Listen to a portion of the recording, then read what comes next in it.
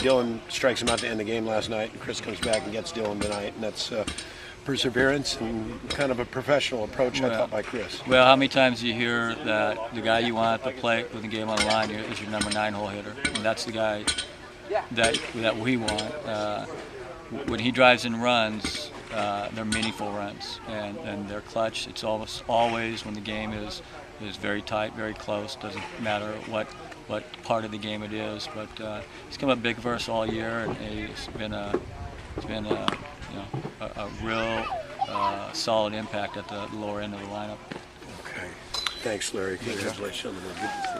Well, Coach, is that kind of a microcosm of you guys' season? You know, Chris, who strikes out yesterday, kind of like you guys, you know, got to regional but didn't perform as well as you wanted to, and yet he turns around today and is able to turn the corner and get the big hit. Like you guys seem to have turned the corner this season and are putting together a good season so far. Well, you have to have a short memory in baseball. You just have to forget about the last pitch, the last at bat, the last game, and you know, Chris has been dialed in from the very start, and you know, like I was saying, he's the guy that you want up there when the game's on the line because he has a good approach. He stays within himself, and he's come up big for us quite often this year.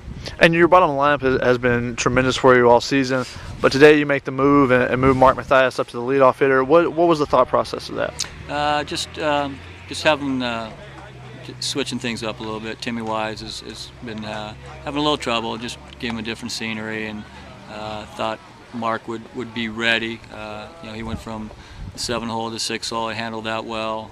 I had to put him in the 3-hole one game and didn't quite handle that. So when I moved him to the leadoff spot tonight, I had a talk with him and said, hey, nothing changes. Everything's the same. Approach is the same. And mentally he handled it very well. And you know, he's our leading hitter and has a high on-base percentage and adds some speed at the top of the lineup. So, you know, things worked out tonight. And you guys, I believe the walk-off hit was the first run that you scored with less than 2 outs. How are you the guys? What is their approach at the plate that they are able to do so well with 2 outs? You know, a number of guys drew some 2-out walks, worked the count really well, and then getting some big hits. Well, it's just you know, you get 3 outs in an inning. That they understand that, and you know, some of the rallies were with 2 outs, nobody on, and it's just, you know, not taking any pitches off, being a tough out, and you know, that lower end of the lineup,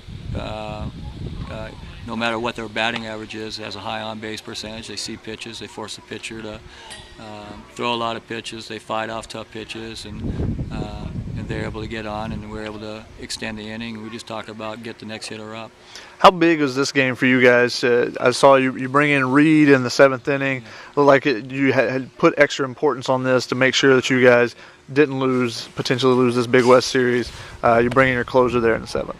Yeah, I mean, and I almost brought him in the 6th. I mean, it was a situation where, you know, tough part of their lineup right in the middle was coming up, and we put Granger out there for another inning, and he got out of it, which was great. It's you know, 3 less outs that Reed needed to get, and whether we scored or we didn't score, you know, it was 7-7, and just had made my mind up that we were going with Reed, and you know, told him it's his game to win or lose, and he's done it for 3 years, and he's the guy you want out there. We're very depleted in our bullpen right now, and so, you know, it's we just played to win. You know, if we didn't win tonight, then we didn't win.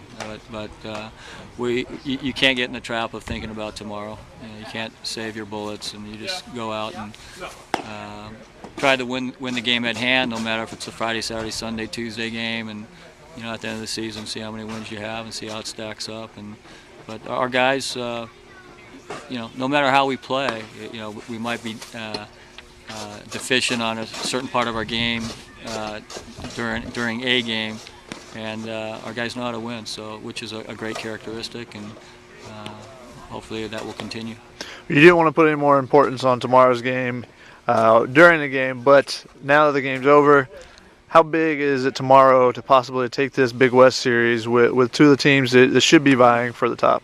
Well, yeah, it's important, but you know, I think it's 8 conference series, 24 games, and realistically, I mean, as long as you don't get swept, I mean, if you win 1 out of 3, you only lose a game, in the standings, and obviously tomorrow's game is important for a lot of different reasons, because Santa Barbara is the best team that we faced this year, and they do a lot of things really well, and if we were able to get the win tomorrow, then that keeps us going in the right direction.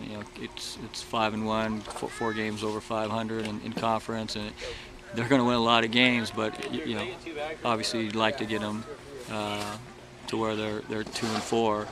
But they got a chance to beat anybody, and not just in our conference, but in other conferences also. They're one of the best teams in the country, and